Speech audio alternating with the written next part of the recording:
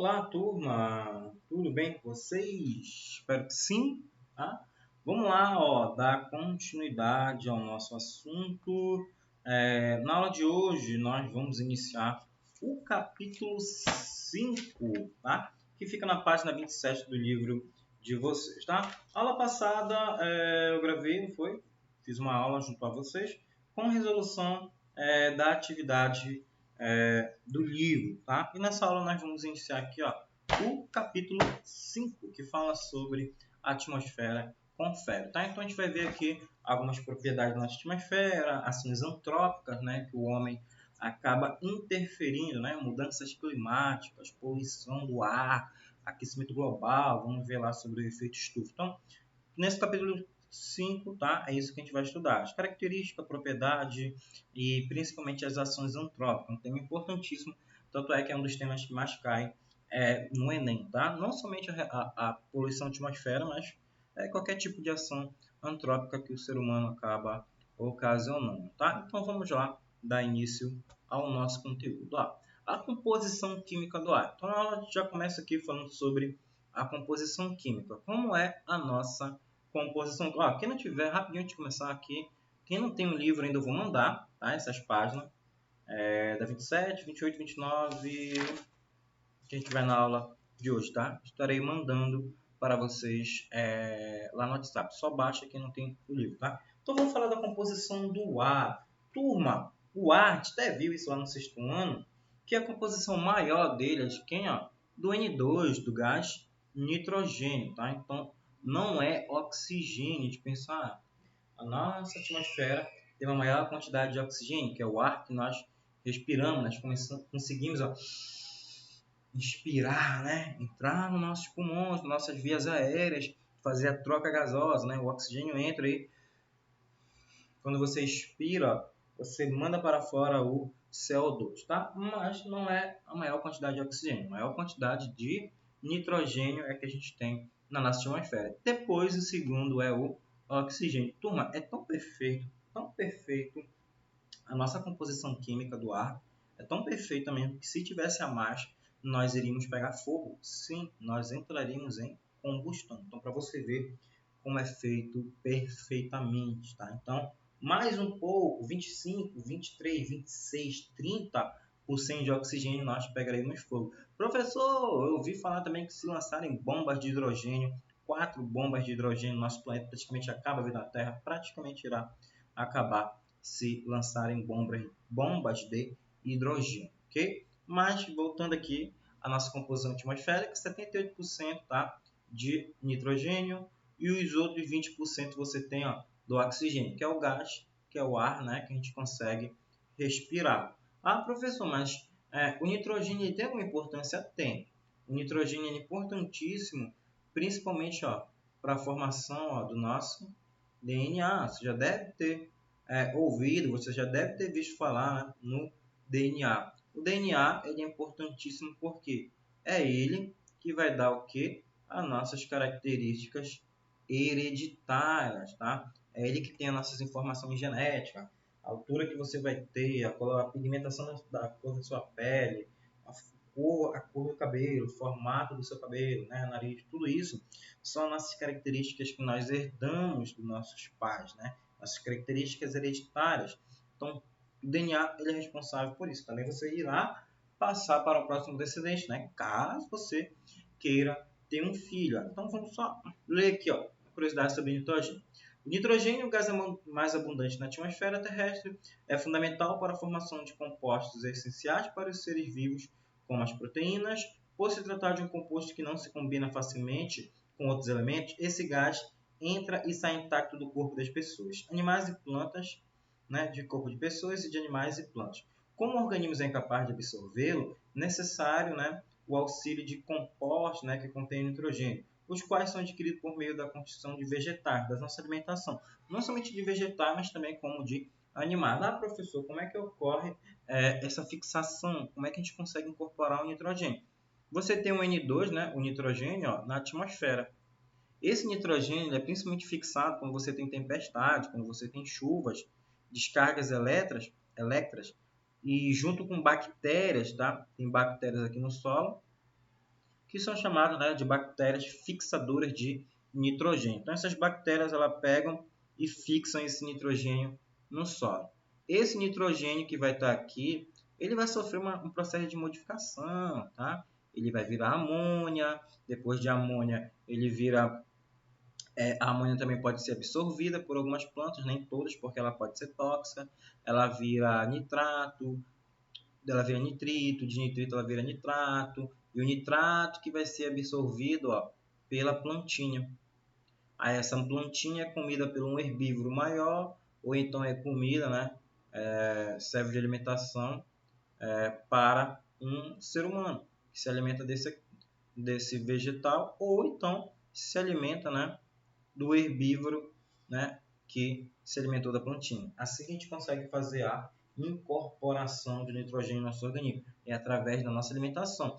Você pode estar aqui, ó, tem oxigênio, tem nitrogênio aqui, eu estou respirando, ele entra e sai facilmente. Você não consegue incorporar, você consegue incorporá-lo através da sua alimentação, principalmente vegetais.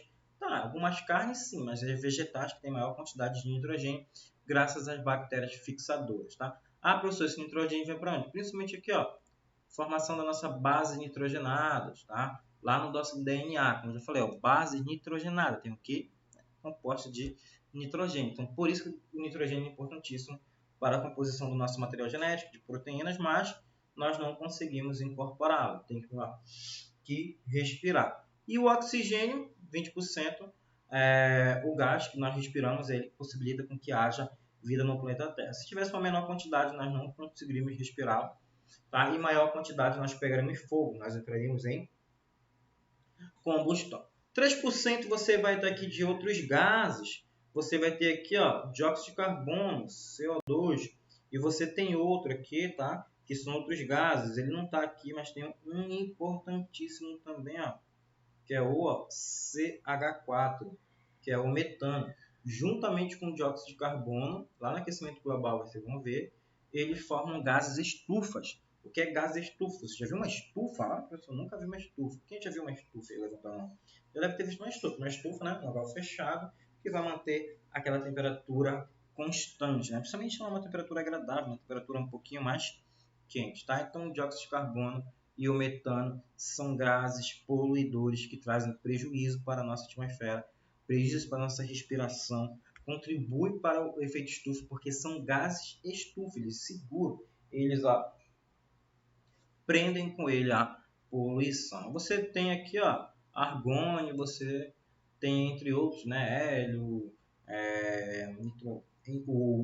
tá, esqueci de falar aqui, ó, o O3, importantíssimo, tá? Que é a junção, né, de moléculas de oxigênio, né? Você tem oxigênio, junta mais um, forma o O3, que é a camada de ozônio, importantíssimo, tá? Para refletir e proteger a nossa camada atmosférica. Então vamos ver aqui, ó. O dióxido de carbono, CO2, conhecido também como gás carbônico, é produzido pela respiração de seres vivos, então é nós que liberamos uma grande quantidade dele para a atmosfera. Desculpa. E pela queima de vários tipos de combustíveis. Exerce um papel essencial para o equilíbrio térmico do planeta e na produção de alimentos para os vegetais. A professora está falando aí que é importante. Sim, ele é importante, só que o homem, através das suas queimadas, utilização de transporte, desmatamento, está fazendo com que haja o aumento gradativo desse CO2. Como eu falei, o CO2 é um gás de efeito estufa e ele prende a atmosfera. Tá? É importante ressaltar que a produção de CO2 consome oxigênio, tanto no processo respiratório quanto na combustão. Então, para você liberar CO2, você precisa queimar o oxigênio. Ah, professor, é por isso que quando meu pai está fazendo churrasco, ele fica colocando o ventilador, ele fica abanando lá, para ir o ar e o oxigênio, queima e ele libera o que? CO2. Então, na combustão, você pega o oxigênio, queima ele e ele libera CO2. Tá? Então, essa liberação de CO2. Não sei se vocês têm, por exemplo, uma vez eu estava vendo vídeo de bombeiro, que eles foram entrar no local, uma lanchonete estava pegando um fogo, só que estava fechado. O que eles fizeram? Eles não poderiam abrir rápido, eles tinham que ficar evacuados, porque se eles abrissem aquela porta, aquela garagem lá muito rápido, o oxigênio iria entrar e o fogo iria consumir rapidamente, ia explodir. Então, geralmente explode quando há o contato com o oxigênio, tá? Porque é o comburente, tá? É o gás comburente, é ele que faz com que, né, seja liberado o dióxido de carbono, tá? Ele que faz com que haja essa queima. Quando você acende uma vela, vai queimar também o oxigênio, tá? E aqui, ó, o argônio, tá? O argônio é muito utilizado em lâmpadas incandescentes, tá? E em aparelhos de ressonância magnética, no preenchimento de airbags em caso de acidente e na conservação de materiais sensíveis à ação do oxigênio, né, do oxigênio presente no ar, como, por exemplo, peças expostas em museu. Tem que ter todo cuidado com o argônio, porque ele pode acabar deteriorando. E os demais gases, né, que compõem a atmosfera terrestre exercem diferentes funções para proteger o planeta. O ozônio, por exemplo, reduz os efeitos da radiação solar. Então, isso aqui, ó, tá? A composição do nosso ar atmosférico. Agora, vamos ver como é que os vegetais conseguem aproveitar esse carbono e como é que eles liberam oxigênio para a atmosfera. Ó, transformação do dióxido de carbono em oxigênio. Como é que você transforma o CO2 em oxigênio? Essa transformação de CO2... Deu um sono, velho. Essa transformação de CO2, ó, em oxigênio... Ah, professor,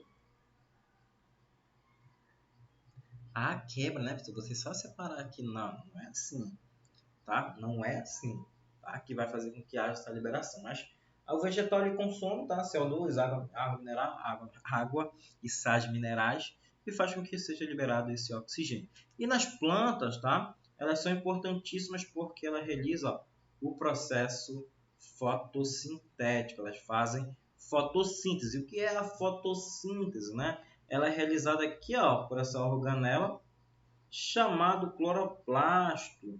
E esse cloroplasto, né, são organelas especiais, ó, que atuam como se fossem, ó, placas receptoras, né, como se fossem placas solares, tá? Ativando, ó, o processo de fotossíntese. O que é a fotossíntese? Você pega a água, você pega a luz solar, você pega sais minerais, pega o carbono, reagem tudo, libera a glicose, que a gente come, né, através do fruto, e o oxigênio para a atmosfera que nós respiramos. Tudo isso aqui é realizado através, ó, de uma célula vegetal. Okay? Então, ó, cloroplastos são organelas especiais que atuam como placas receptoras de luz, ativando o processo da fotossíntese.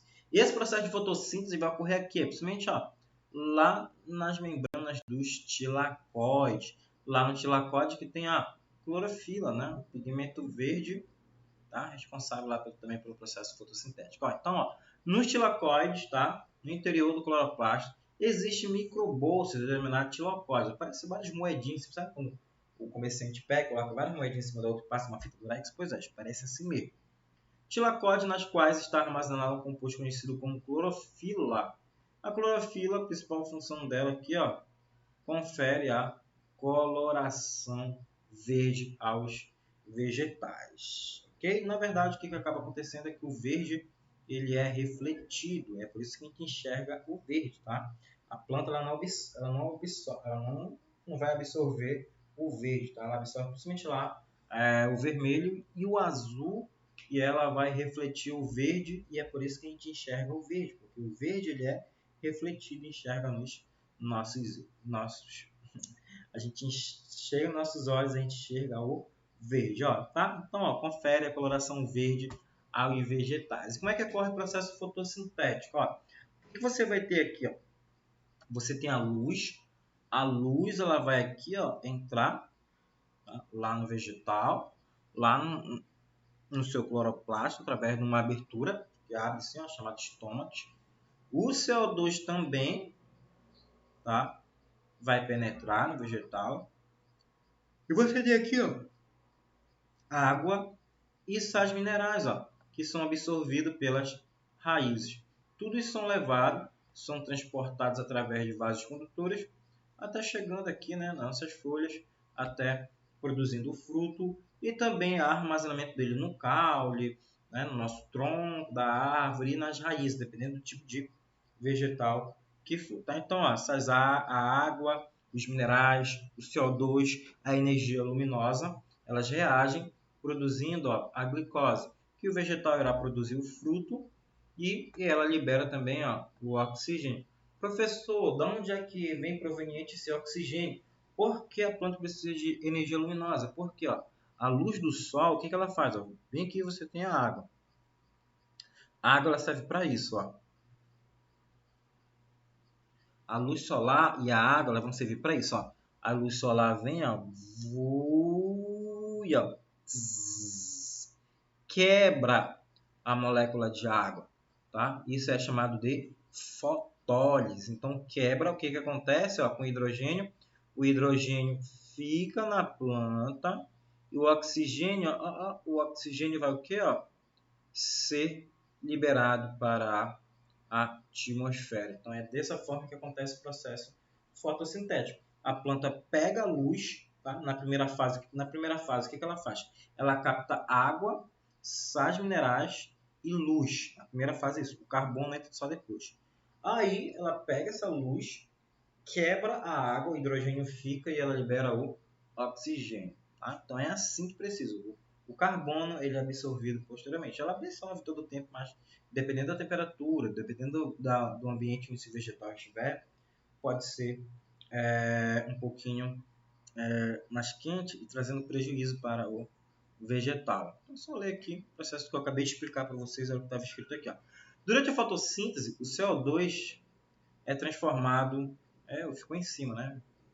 Não sei porque ficou em cima. O CO2 é transformado em açúcar, né, com alto teor energético, que é a base para a transformação de todos os nutrientes que as plantas necessitam. Não somente as plantas, mas também como nós. Tá? Então, a planta ela vai produzir lá a glicose. Essa glicose também vai ser utilizada para o metabolismo do vegetal, porque ele precisa sobreviver, ele precisa se manter vivo e será distribuído por meio de frutas de alimento para os outros seres vivos que se alimentarem desse vegetal. Tá? E a fotossíntese depende da junção dos seguintes elementos, como falei para você. Luz, clorofila, que é o meio receptor, que ele vai chamar. Você tem o CO2, o dióxido de carbono, e você tem a água, e você precisa ter de temperatura adequada, tá? Para que realize esse processo fotossintético. Todos são encontrados no ambiente e a falta de qualquer um deles impossibilita a ocorrência desse processo. Então, se não tiver ambiente muito frio, lá na Antártica você vê, não tem, é nublado, muito frio, então não tem como se desenvolver, tá? Então isso que acaba acontecendo. Olha bem aqui, você tá vendo na GIF aqui, ele vai colocar, né, água, a seta aqui, cadê a seta? A água e sais minerais entrando através da raiz. Aqui você tem, claro, que ela já está falando o processo todo, puxando o dióxido de carbono e liberando o oxigênio, tá? Lógico, captando a luz, né?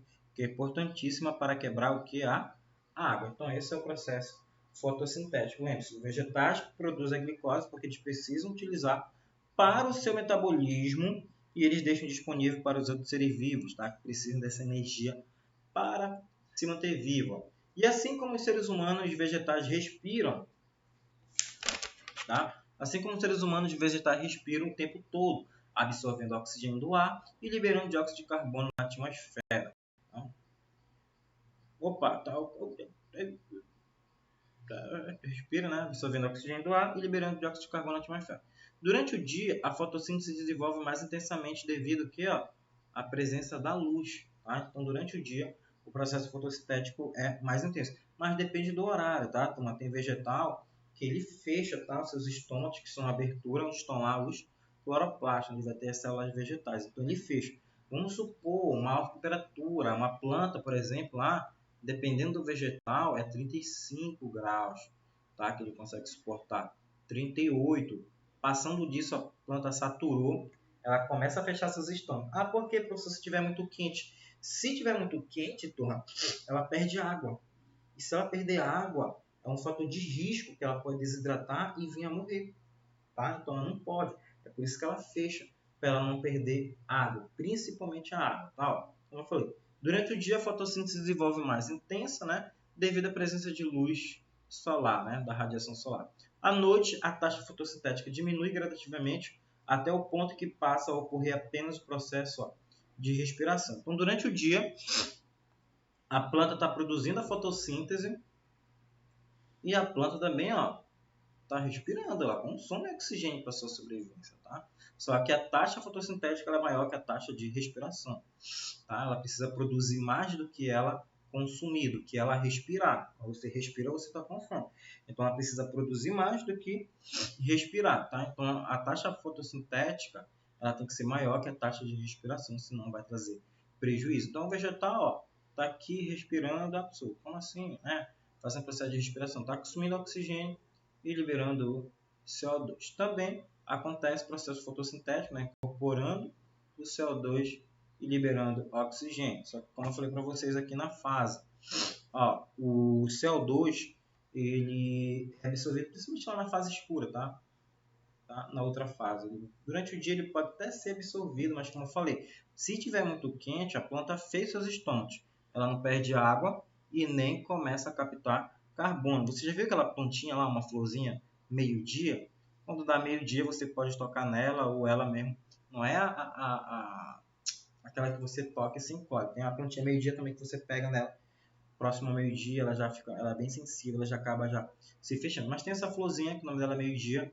Quando dá meio-dia, ela é meio-dia em ponto, tá? Às vezes é 11 alguma coisa, meio-dia, quase uma hora ela se fecha. Por que ela se fecha?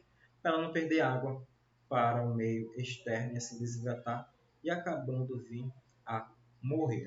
E durante a noite, o que acontece aqui? A taxa de respiração vai ser maior. Ela vai liberar uma grande quantidade de CO2 para a atmosfera. Então, esse é o processo de respiração de um vegetal. A gente vai ficando aqui na página 29, não foi 3 páginas.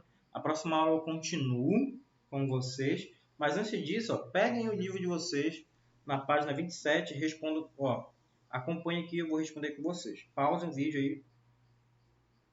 Voltou, né? Você pausou o vídeo já com o livro em mãos. Vamos lá, página 29. A primeira questão fala assim, Um estudante observou a formação de manchas amarelas nas folhas de uma roseira, devido à ação de certo tipo de parasita. Qual dos seguintes processos típicos de vegetais está sendo alterado por conta dessa praga? Então, o que ele falou? A pigmentação está sofrendo mudança, né? Porque ela está aparecendo manchas amareladas, né, na folha. Então, se está aparecendo manchas amareladas, e se ela está danificando a folha, o que a folha faz? É por ela que acontece o processo fotossintético. Então, a praga ela vai estar trazendo prejuízo para o processo fotossintético. Letra C. Pessoal, qual página? Livro 2, página 29. Estou respondendo como vocês, tá? Então, a ação de fungos ele vai fazer com que haja a destruição da folha e trazer prejuízo para o processo fotossintético. A 2. Descreva os processos básicos envolvidos no fenômeno da fotossíntese. Numeragem na imagem ao lado. 1, você coloca a raiz do vegetal, você coloca a raiz, 2 pontos, água e sais minerais. 2, no 2, você está vendo aqui o que a planta está fazendo, absorve CO2, absorve, não é essa, mas é parecido com essa imagem, ela absorve CO2, igual aqui, e libera oxigênio, tá? Então, 2, 1, raiz, 2 pontos, absorve água e minerais do solo. A 2, tá? A planta absorve CO2 e libera oxigênio. 3, a luz solar fornece energia aos cloroplastos, tá? Para a produção do açúcar. Ok? Então, era essa a resposta da página 29. Uma curiosidade, plantas carnívoras. Embora todas as plantas realizem fotossíntese por meio da qual produzem açúcar, algumas espécies não são capazes, tá? O processo fotossintético ele não é totalmente autossuficiente para essa planta, ela precisa de energia através de outros mecanismos. E algumas acabam se alimentando de insetos, né? Então, algumas delas, né, encontradas em solos pobres, onde os compostos nitrogenados deixam de ser formados por conta de alterações ambientais. Fazem uso de um recurso muito interessante para garantir a própria nutrição esses vegetais, né, contam com folhas diferenciadas que auxiliam na captura de pequenos seres vivos, insetos, rãs, aves, répteis, os quais são aprisionados e digeridos depois de mortos, fornecendo os nutrientes de que o vegetal precisa, especialmente o nitrogênio. Professor, demora? Depende. Dependendo do organismo, pode demorar até uma semana, uma mosca, um dia, para conseguir fazer o processo absorvitivo dele. Então ela se fecha, ó, tá vendo aí, ó, na GIF aqui, ó, o vegetal se fechando. Claro, ele vai atrair esse inseto, pode ser qualquer outro tipo de vertebrado, por exemplo, assim como um marrom que ele colocou aqui, ó, outros répteis, tá, que ele pode acabar englobando. Então, ó, ela fecha, começa a liberar enzimas, começa a morrer, e ela começa, ó, fazer o processo de sucção. Ela não engole, não tem como ela engolir, por exemplo, a mosca toda aqui. Ela não vai engolir, ela vai ficar com ela presa, liberando os seus ácidos para que comece o processo de degradação e ela só com o canudinho tomando as estruturas, né, desse mosquito aí. Beleza? Então, ó, a aula de hoje ela fica até aqui na página 29, ok? Qualquer dúvida vocês podem estar mandando mensagem no privado do WhatsApp. Até a nossa próxima aula, ok? Tchau, turminha. Abraço. Bom falar com vocês aqui nesta aula. Fui!